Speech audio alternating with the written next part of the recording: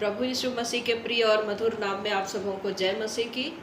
परमेश्वर पिता का धन्यवाद देते हैं आज के विश्राम दिन के लिए कि उसने फिर से हमको ऐसा मौका दिया कि हम परमेश्वर के वचन को लेकर के आने पाते हैं और उसकी संगति में हम बैठने पाते हैं। सारा आदर सारी महिमा हम परमेश्वर पिता को देते हैं। प्रिय मित्रों, इससे पहले कि हम वचन में जाएंगे, आइए हम छोटी सी प्रार्थना करेंगे। प्यारे पिता परमेश्वर, बड़ी दीनता नम्रता के साथ प्रभु यीशु मसीह के नाम से हम आपके चरणों में आते हैं। प्रभु धन्यवाद देते हैं आज के विश्राम दिन के लिए पिता परमेश्वर कि आपने प्रभु जी हमें जीवितों के मध्य में रखा और आज का दिन को दिखाया प्रभु कि हम जब जीवितों के मध्य में रहते हैं पिता, हम आपकी महिमा करने पाए। सो पिता परमेश्वर, आज के वचन में प्रभु जी आपकी दया अनुग्रह बनी रहने पाए। मेरे बोलने में प्रभु आप हमारी सहायता करें। नेटवर्क को आपके हाथ में सौंपते प्रभु और सुनने वाले की सहायता करें प्रभु जी। प्यारे पिता परमेश्वर, जब हम वचन में सीखते हैं, आगे बढ़ते हैं प्रभु, आत्मिकता में आगे बढ़ने पाए, अपने आप को जांचने वाले होने पाए। सारा आदर सारी महिमा आपको देते हैं। प्रार्थना प्रभु यीशु मसीह के नाम से मांगते हैं, आमीन। प्रिय मित्रों, पिछले सप्ताह जब हमने मैसेज दिया था, आपने देखा होगा कि हमने यहोशापात के जीवन के बारे में हमने सीखा था कि कैसे परमेश्वर ने यहोशापात को उसके राज्य में उसने कैसे इस्तेमाल किया था, कैसे उसके जीवन में परमेश्वर ने आशीषों को दिया था। हमने कुछ समय के लिए इसको हमने देखा था। आज हम उसी सरमन को और आगे हम बढ़ाते हैं और हम देखेंगे दूसरा इतिहास की पुस्तक, उसका 18 अध्याय को आज हम देखेंगे। पिछले समय में हमने दूसरा इतिहास 17 अध्याय को हमने देखा था और आज जो है हम दूसरा इतिहास 18 अध्याय को हम देखेंगे। और न सिर्फ यहाँ पर इसका वर्णन है, बल्कि पहला राजा उसका 22 में भी हम और उसके आगे भी हम कुछ अध्याय में हम इन सब बातों को हम देखते हैं। यहाँ पर जो हम देखेंगे, इसका जो शीर्षक है वो मैंने लिया है कि अपवित्र संबंध से कैसे बचे। अपवित्र संबंध से या अपवित्र मित्रता से हम कैसे बचे। तो यहाँ पर हम देखते हैं कि अध्याय 18 में, दूसरा इतिहास अध्याय 18 उसका पहला पद, जिसमें लिखा है, यहोशापात बड़ा धनवान और ऐश्वर्यवान हो गया और उसने अहाब के घराने के साथ विवाह संबंध स्थापित किया। हम जानते हैं कि यहोशापात जो है यहूदा का राजा है और अहाब जो है वो इज़राइल का राजा है। दोनों क्या है? समधी है। अहाब और यहोशापात क्या है? समधी है। यहोशापात का जो बेटा है और अहाब की जो बेटी है। यहाँ पर हम देखते हैं कि यहोशापात जो है विवाह संबंध उनके साथ में स्थापित करता है। यहोशापात का बेटा यहोराम और अहाब की बेटी अतल्याह।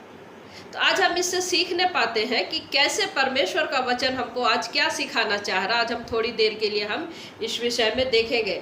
यहोशापात के पिता का नाम क्या था? आशा और माता अजूबा।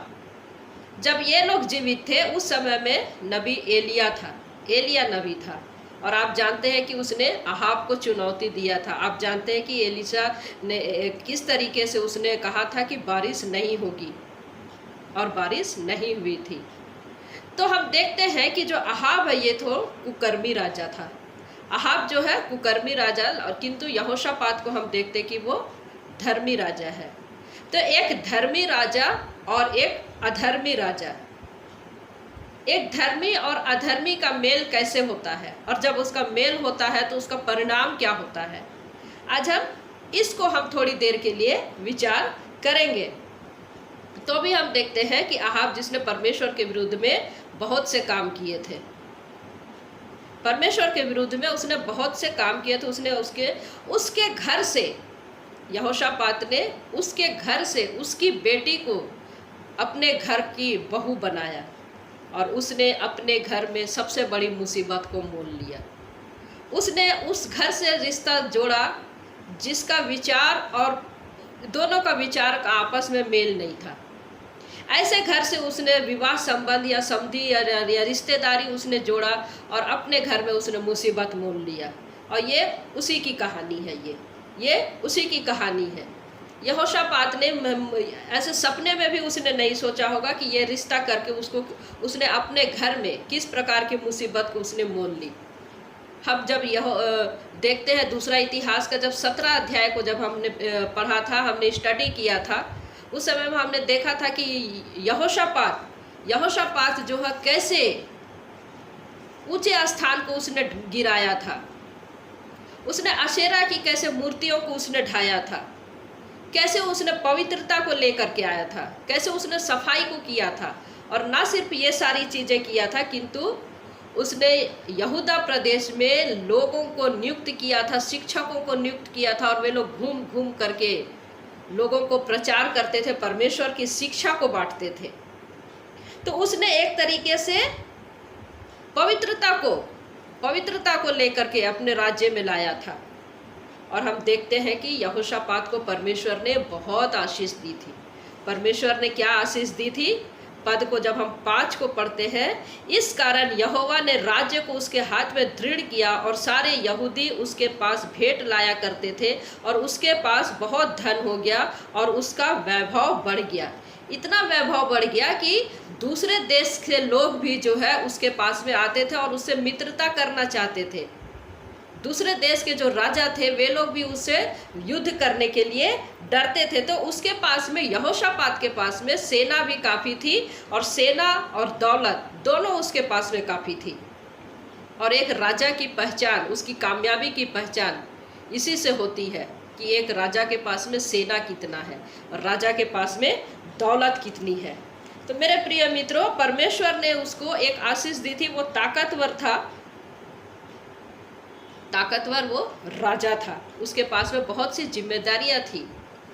यहोशापात के पास में उनके पास में अनगिनत जिम्मेदारियां थी, और साथ ही साथ उसने ऐसी अपनी सारी व्यवस्था करके रखी थी उसने अपने प्रदेश में कि यदि वो नहीं रहे उस राज्य में तो उस राज्य की बहुत बड़ी नुकसान भी हो सकती थी, क्योंकि वहाँ जो बड़ी मुश्किल से जो पवित्रता आई थी वो खत्म हो सकती थी। तो मेरे प्रिय मित्रों, यहोशापात जो था एक निर्देशन में अच्छा था, उसकी अगुवाई अच्छी थी, यहोशापात की उपस्थिति वहाँ पर होनी बहुत आवश्यक थी, और इस प्रकार का यहोशापात का जीवन था। और यहाँ पर क्या लिखता कि वो बहुत धनवान हो गया, उसकी ऐश्वर्य बढ़ गई, और वो मिलने जाता है किससे? अहाब से मिलने जाता है। अहाब और इजेबेल की कहानी हम जानते हैं।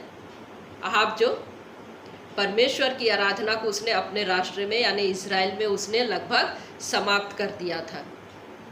इज़राइल के अंदर उसने अच्छे भविष्यवक्ताओं को उसने हत्या कर दी थी और बाल देवियों की आराधना शुरू कर दी थी। उसने बाल के पुजारियों को नियुक्त किया, और जो परमेश्वर के जो भविष्यवक्ता थे या जो अच्छे भविष्यवक्ता थे वो जो है इज़राइल में रहते हुए पालन पोषण में उस अहाब के साथ में रहते थे, उसके भवन में रहते थे, और जो जिसका खाता है वो उसका गुण गाता है। तो ऐसे लोगों को अहाब ने अपने पास में रखा हुआ था। अब ऐसों के साथ में 2 संबंध को हम देखते हैं, एक अहाब का जीवन और एक यहोशापात का जीवन। किंतु फिर भी दोनों में हम देखते हैं यहाँ पर रिश्तेदारी हुई। शायद हो सकता है कि राजनीतिक कुछ फैसला रहा होगा। मेरे प्रिय मित्रों, यह इज़राइल और यहूदा आपस में ना लड़े, ये भी हो सकता है एक कारण। यहोशापात चूँकि शांति प्रिय व्यक्ति और लेकिन अहाब जो है एक छल प्रिय व्यक्ति, दोनों में रिश्ते हुआ और उसने अपने घर मुसीबत को ले आया। यहोशापात ने अपने घर मुसीबत को ले आया। उस घर की बेटी को ला करके यहोशापात ने सबसे बड़ी गलती करी, और कुछ वर्षों के बाद में हम देखते हैं कि वो यहोशापात जो है अहाब के घर में जाता है, और वहाँ पर क्या होता है? वहाँ पर बैल बकरे सब मारे जाते हैं, वहाँ पर खाने के लिए बनाया जाता है, यहाँ उत्सव होता है और वहाँ पर फीस्ट होता है, वहाँ उत्सव मनाया जाता है। एक समधी दूसरे समधी के घर में आया है, और चूंकि यहोशापात आया है, अहाब क्या करता है? मौका परस्त व्यक्ति, मौका का अच्छा उसने फ़ायदा उठाता है। एक मौका परस्त व्यक्ति धोखा देने वाले व्यक्ति, ऐसे व्यक्ति आत्मिकता में भी आपको धोखा दे सकते हैं। साधु का रोल करते हैं, साधु का भेष बदलते हैं, किंतु अंदर से कुछ और होते हैं। अपने आप को नम्र दिखाते हैं, लेकिन मन के अंदर जो है अभिलाषाएं उनकी बुरी अभिलाषाएं बढ़ती रहती है। सिर्फ उनके पास में क्या होता है, पदवी पसंद होती है, उनको उनकी प्रभुता पसंद होती है, और उनका परमेश्वर से कोई वास्ता नहीं होता है। और यहोशापात अहाब को पहचानने में बहुत बड़ी गलती करता है, बहुत बड़ी वो गलती करता है। और जब वो उससे मिलने के लिए गया, क्या होता है कि वहाँ पर उत्सव होता है। और जब उत्सव होता है, जब उत्सव हो चुका, उसके बाद में मौका को ना गंवाते हुए अहाब ने क्या कहा, पद को देखिए, पद दूसरे के तीसरे लाइन में हम देखते हैं। उसने क्या कहा, उसे गिलाद के रमोत पर चढ़ाई करने को उकसाया। अहाब ने यहोशापात को गिलाद के रामोत पर चढ़ाई करने के लिए उकसाया। जब उनका भोजन हो गया, मौके पे छक्का मारने की कोशिश कर रहा है ये अहाब, और ये सही मौके की उसने तलाश किया। और उसने क्या कहा, हमारा जो एक रामोत जगह है वो दुश्मन के एरिया में है और उसको हमको छुड़ाना है, क्या तू मेरी सहायता करेगा? और यहाँ पर हम देखते हैं कि यहोशापात जो है मान गया। उसने तुरंत हाँ कहा, उसने तुरंत क्या किया, हाँ कह दिया। वो कैसे उसके झांसे में आ गया। और क्या कहता है पद में, क्या देखते हैं हम आगे, पद 3 को जब हम पढ़ते हैं, इज़राइल के राजा अहाब ने यहूदा के राजा यहोशापात से कहा, क्या तू मेरे साथ गिलाद के रामोत पर चढ़ाई करेगा? उसने उसे उत्तर दिया, जैसा तू वैसा मैं भी हूँ, और जैसी तेरी प्रजा वैसी मेरी भी प्रजा है, हम लोग युद्ध में तेरा साथ देंगे। उसने इस प्रकार से कह के उसने हामी भर दी, जैसे तेरे लोग वैसी मेरे लोग। मेरे प्रिय मित्रों, ये सेंटेंस को जब हम पढ़ते हैं, ये हमको रूत की बात को बताता है। रूत ने ऐसे ही कहा था अपनी सास को, नौमी को, कि जैसे तेरे लोग वैसी मेरे लोग, जैसे तेरा परमेश्वर वैसे मेरा परमेश्वर। और यहाँ पर हम यहोशापात को हम देखते हैं, जैसा तू वैसा मैं भी हूँ, और जैसे तेरी प्रजा वैसी मेरी भी प्रजा, हम लोग युद्ध में तेरा साथ देंगे। लेकिन प्रिय मित्रों, रूत ने जो कहा था, रूत का कहना और यहोशापात का कहने में बहुत अंतर है। रूत ने एक आत्मिक पार्टनरशिप को कायम किया था, लेकिन यहाँ पर हम देखते हैं कि अनगॉडली, अपवित्र रिश्ता को या रिश्तेदारी की शुरुआत किया गया है। दोनों में बहुत अंतर है। और यहोशापात ने अपनी मर्जी को, अपनी इच्छा को अहाब को दे दिया। ये रूत जैसा बिल्कुल भी नहीं है, ये रूत से बिल्कुल अलग है। लेकिन चूंकि यहोशापात जो है परमेश्वर का सेवा करने वाला व्यक्ति था, उसने अपने प्रदेश को उसने सफाई किया था, पवित्रता को लेकर के आया था। यहाँ पर उसने बहुत ही अक्लमंदी का काम किया। उसने पूछा, वो जानना चाहा, पद 4 में जब हम पढ़ते हैं, लिखा है कि यहोशापात ने इज़राइल के राजा से कहा, आओ पहले यहोवा का वचन मालूम करें। Press God. उसने क्या कहा, पहले परमेश्वर से पूछ लेते हैं कि परमेश्वर की इच्छा क्या है। और यहाँ पर हम देखते हैं कि एक पेड प्रॉफिट देखते हैं और एक अनपेड प्रॉफिट को हम यहाँ पर देखते हैं। एक अंतर को हमको दिखता है। यदि मैंने एक प्रॉफिट को रखा है या मैंने एक भविष्यवक्ता को नियुक्त करके रखा है अपने घर में, या फिर मैं उसको पेमेंट दे रही हूँ या आप पेमेंट दे रहे हैं, तो वो सिर्फ आपका ही गुण गाएगा, वो किसी दूसरे का गुण वो नहीं गाएगा।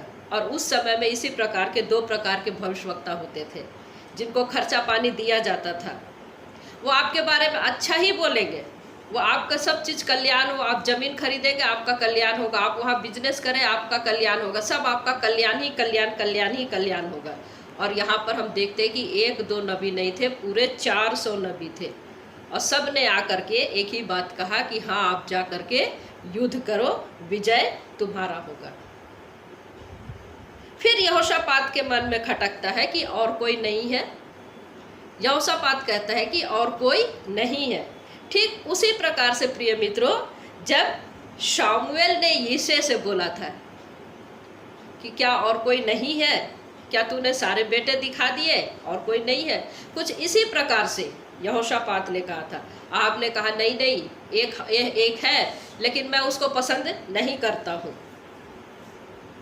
वो जब भी आता है मेरे कल्याण के विषय में नहीं करता, वो सिर्फ मेरे खिलाफ में ही बोलता है, मैं उसको पसंद नहीं करता हूँ। यहोशापात ने कहा वो नबी है ना? हाँ हाँ, नबी तो है, नबी तो है। फिर भी उसने उसको बुलाया। और जब प्रिय मित्रों हम देखते हैं कि जब वो बुलाने के लिए जाता है, बुलाने के लिए भी जो जाता है, उसने भी उसको सिखा पढ़ा करके और क्या करता है, धमकी देता है। क्या पद 12 में जब हम देखते हैं लिखा है, जो दूत मिकायाह को बुलाने गया था उसने उससे कहा, सुन, नबी लोग एक ही मुंह से राजा के विषय शुभ वचन कहते हैं, इसलिए तेरी बात उसकी सी हो, तू भी शुभ वचन बोलना।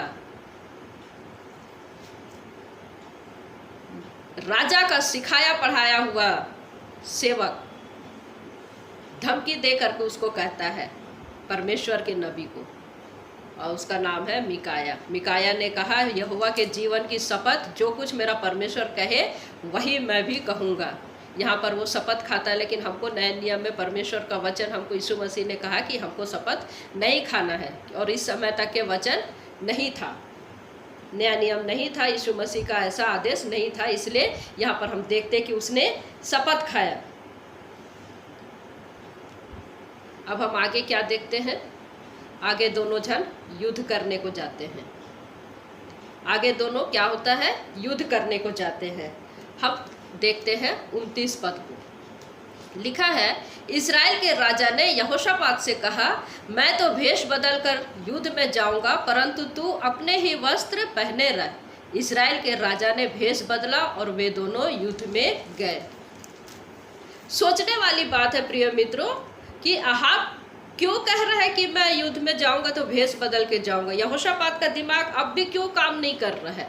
परमेश्वर का भक्त है, वो क्यों नहीं समझ पा रहा है कि राजा अब ऐसा क्यों कह रहा है कि लड़ाई में तू जाएगा, शत्रु तेरे को देखेंगे, राजा का वेश में तू रहेगा, दुश्मन तुझ पर अटैक कर सकते हैं। क्योंकि जब हम इसको 30 पद में हम देखते हैं तो उनका मेन टारगेट क्या था, छोटे मोटे सैनिक नहीं थे, उनका टारगेट सिर्फ ये था राजा को मारना। अहाब ने सोचा मैं भेष बदल के जाऊंगा, मेरे समधी को मैं आगे कर दूंगा, वो मारा जाएगा, मैं बच जाऊंगा। यदि वो मर भी गया तो क्या फर्क पड़ता है, यदि मैं जीत गया तो ये देश हमारा जो रमोत है वो हमारे हाथ में हो जाएगा, और यदि वो मर गया तो हमको क्या फर्क पड़ता है, मैं तो जिंदा रहूंगा। रिश्तेदारी गई कहीं भी जाए, रिश्तेदारी कहीं भी जाए। तो ये एक सेल्फिश को दिखाता है, सेल्फिश को दिखाता है, सिर्फ अपने बारे में सोचना, खुदगर्जी। अहाब की इस झांसे को प्रिय मित्रों यहोशापात पकड़ नहीं पाया और वो चुपचाप मान गया, अपने ड्रेस में गया, रॉयल ड्रेस में गया वो। और मेरे प्रिय मित्रों जब सेना की उस पर नज़र थी, अहाब ने अपने आप को छुपाया। अहाब नहीं चाहता था कि शत्रु के नज़र उस पर पड़े।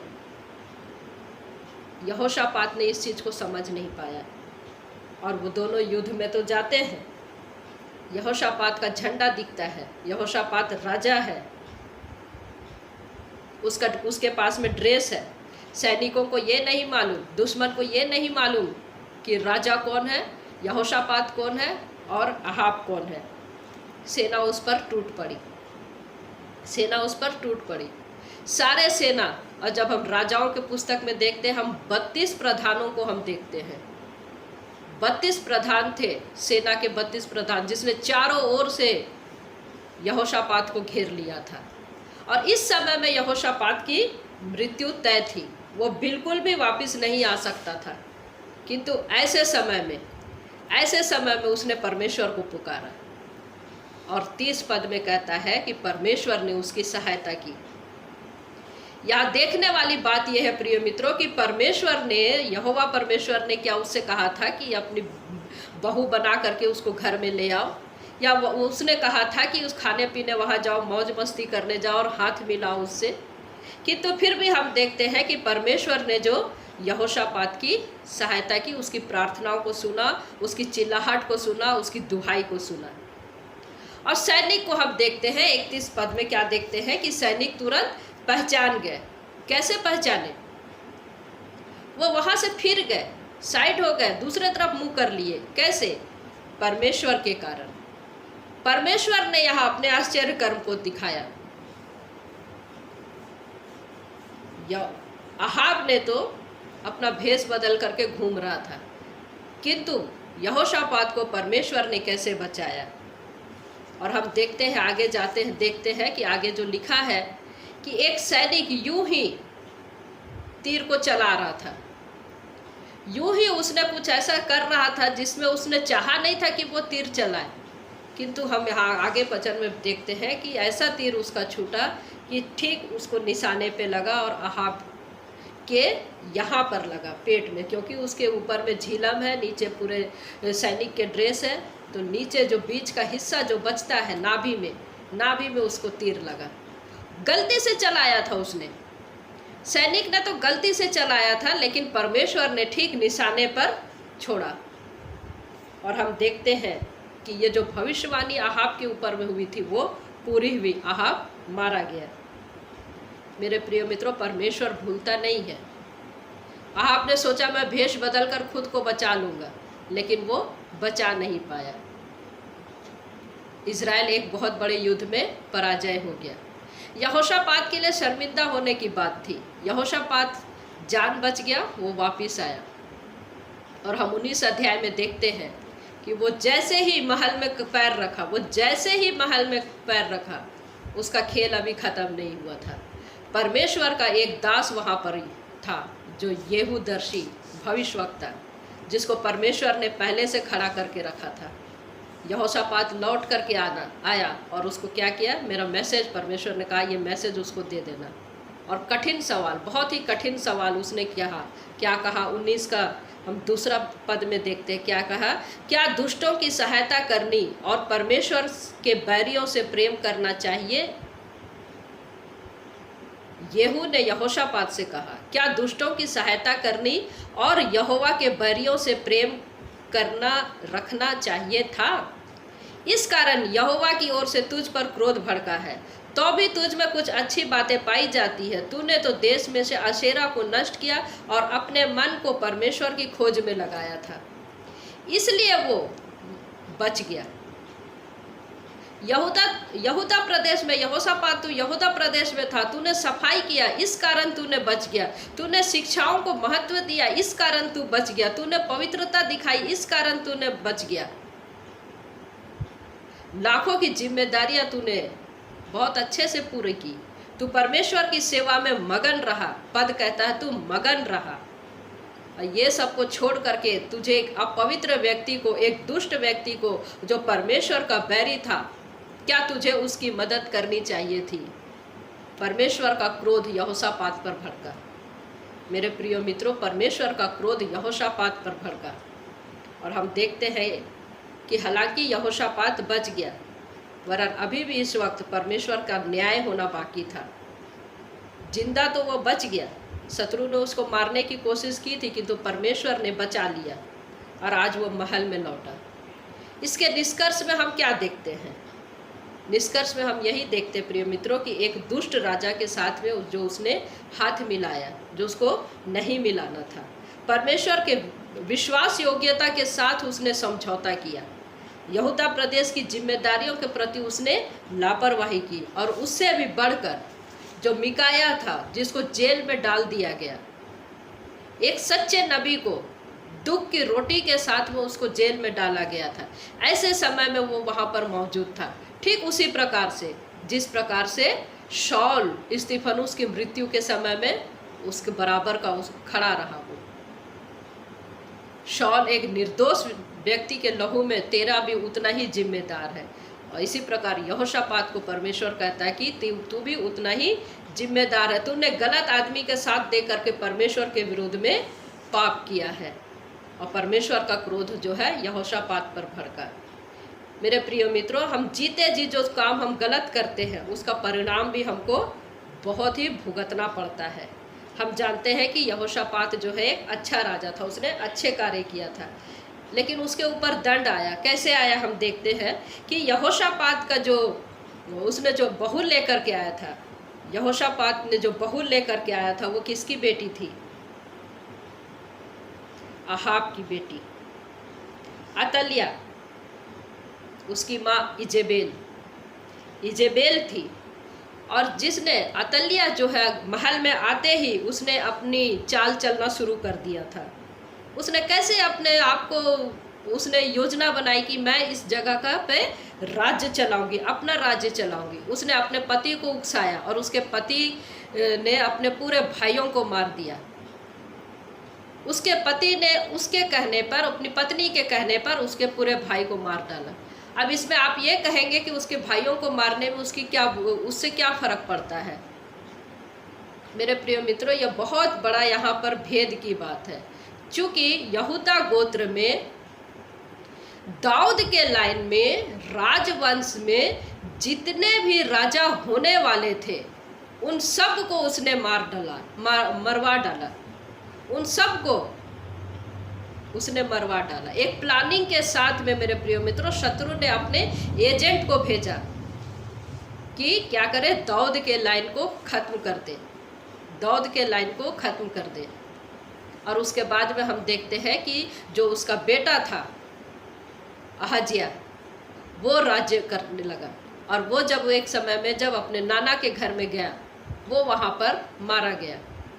और उसके पहले जो उसके जो बाकी बच्चे थे, वे लोगों को, उनके जितने बच्चे थे, अरब की जो सेना डाकू लोग थे, उन्होंने उनके बच्चों को मारा।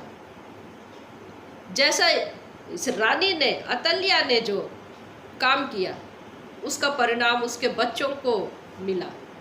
उसके बच्चे कैसे मारे गए। अहज्याह की भी मृत्यु हो गई। और जब अहज्याह की मृत्यु हुई तो अतलिया बहुत गुस्से में आ गई।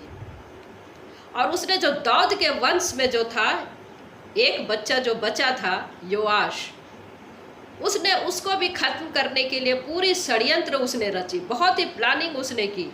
लेकिन हम देखते हैं कि मारने वाले से बचाने वाला बड़ा होता है। वहाँ भी उसने एक पन्ना दाई को भेज दिया और उसने उसको, उस बच्चे को 6 साल तक संभाल के रखा। और जब 6 साल तक जब वो संभाल करके रखी, इस बीच में वो रानी अतलिया जो है राजा बन करके 6 साल तक वो राज्य करी। और हम देखते हैं कि वो भी मारी गई, दंड परमेश्वर ने उसको भी दिया। और फिर जब 7वें वर्ष में आया, योआश जब आया, तो फिर वो राजा बना। परमेश्वर ने कैसे दाऊद के वंश को मिटने नहीं दिया। परमेश्वर की योजना कैसे पूरी होती है। मनुष्य चाहे जितना भी रोकने की कोशिश करे, शैतान जितना भी, शत्रु चाहे जितना भी षड्यंत्र रचे, परमेश्वर की योजना कभी भी असफल नहीं होती है। यहाँ पर हम षड्यंत्र को देखते हैं, यहाँ पर हम हत्या को देखते हैं, यहाँ पर हम बलवा को देखते हैं, परमेश्वर का न्याय को देखते हैं। हमको यहाँ पर यही शिक्षा मिलती है मेरे प्रिय मित्रों कि संसार से मित्रता करना परमेश्वर से शत्रुता करना होता है।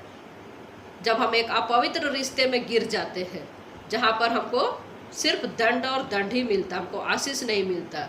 जो पवित्र जिम्मेदारी परमेश्वर ने हमें दी है उसको हमको पूरा करना है, हमको लापरवाही नहीं करना है। आज हमारे बच्चे बड़े हो रहे हैं, ऐसे हम देखते हैं कि आज हमारे बच्चे जो है इस बातों को बहुत ध्यान या जिम्मेदारी के साथ में नहीं रखते हैं।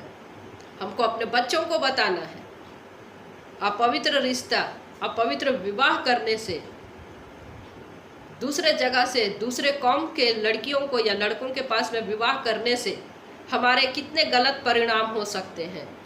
पहले जो अब्राहम ने अपने सेवक एलियाजर को जब भेजा था कि मेरे लिए, मेरे घर के लिए एक बहू लेकर के आना, बच्चे ने कितनी अच्छी से उसने उसको स्वीकार किया था। लेकिन हम आज देखते हैं कि हमारे बच्चे इस बात को स्वीकार नहीं करते। तो हमको इसका परिणाम को बताना है कि जहाँ अपवित्र रिश्ता बनता है उसका परिणाम क्या होता है।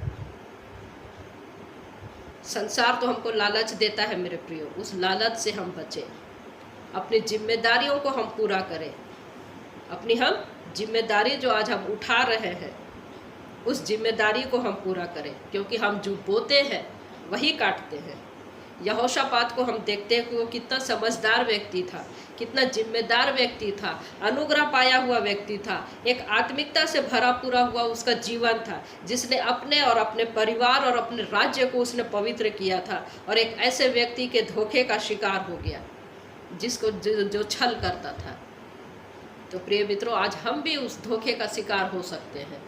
आज हमको बचना है, अपने आप को बचाना है, केयरफुल रहना है। तो परमेश्वर पिता इन वचनों के द्वारा हम में से प्रत्येक को आशीष दे। इसके पहले कि हम बंद करें, ये सूचना देती हूँ कि यदि आप मेरे YouTube चैनल को सब्सक्राइब नहीं किए हैं तो आप मेरे YouTube चैनल को सब्सक्राइब कर सकते हैं, ताकि मैं जो भी मैसेज दूँ, जो भी मैसेज मैं डालती हूँ, वो उसका नोटिफिकेशन आपको मिलता रहे। और यदि आपने फेसबुक में आप देखते हैं, आप फेसबुक में ज्वाइन करना चाहते हैं, तो MMB छत्तीसगढ़ करके मेरा फेसबुक आता है, आप उसको लाइक करें, उसको फॉलो करें, और आप हमारे दिए गए मैसेज को आप ज़रूर सुनें। तो परमेश्वर पिता इन वचनों के द्वारा हम में से प्रत्येक को आशीष दे। आमीन। प्रभु आप सबकी सहायता करें। God bless you.